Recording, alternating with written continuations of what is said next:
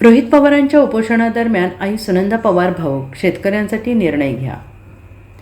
आमदार रोहित पवार यांच्या आई सुनंदा पवार यांची शासनाला विनंती. मुलासाठी नाही पण राज्यातील शेतकऱ्यांसाठी तरी कर्जमाफी निर्णय घ्यावा. पांडुरंगाला हे साकडं घातलेलं आहे. आई म्हणून एक भावना आहे, तर शेतकऱ्यांसाठी लढत असल्याने दुसरी भावना आहे. घरातसुद्धा आम्हाला काही खाण्याची इच्छा होत नाही. आज मंत्री महोदय येत आहेत, चर्चा होईल, पण मार्ग निघेल असं वाटत नाही.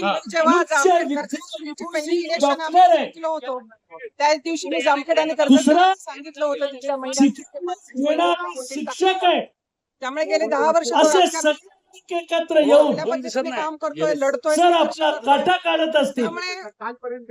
नीतींच्या परीक्षेमध्ये आपला जीव घेणं खेळ मांडत असतील तर यांना पहिल्यांदा टीका करण्यासाठी कोणी शो आहे, एकंदरीत नक्की की भूमिका 4-5 जणांनी मिळून करणारे करत राहणार लातूर मध्ये जाऊन त्या ठिकाणी सौदे करून सौदेबाजीच्या कारस्थानात 3 दिवसांत नीतीचं पाप करताना त्यांना त्याची लाज वाटली नाही. आज प्रश्न विचारलेलं म्हणून करा आमचं काय नाही.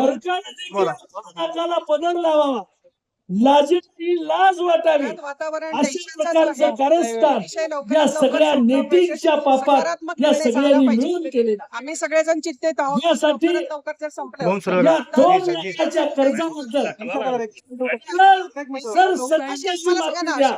आई म्हणून या ठिकाणी माझा जीव पण आपले नेते समाधान पण वाटतंय. रोहित दादा मुलाच्या यांनी मागणी केली शेतकऱ्यांचं भलं होत आणि असेल तशी मागणी करताना पुढे या ठिकाणी आशीर्वाद त्याच्यासोबत आपण त्यांची मुलं पण आले उपोषणाला बसल्याचं काय आज तिसरा दिवस असल्याचं त्यांना सगळं त्यांनी माहिती, ते रोज जाहीर केले. झालं टीव्हीवर बघतात. अशा सगळ्या गोष्टी घडत असतात. समजतंय काय चाललंय. शिवरायांचं दर्शन घेऊन, दादांशी संवाद झाला गाडगे बाबांचं दर्शन घेऊन, पंढरीच्या पांडुरंगाला साकडं घालून अच्युता माधवा केशवा मुरलीधरा तुकारामा रोहिदासो पांडुरंगा सगळ्यांनी मिळून ज्यांनी ज्यांनी पाप केलंय आणि या ठिकाणी आपली सगळ्यांना धारेवर धरण्याचं वितोष मनात आणून उद्योग केलाय, त्याच्याबद्दल त्याचा जाब विचारणारी ताकद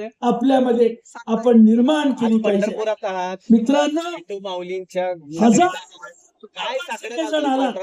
आता मी दर्शन करून आले पांडुरंग.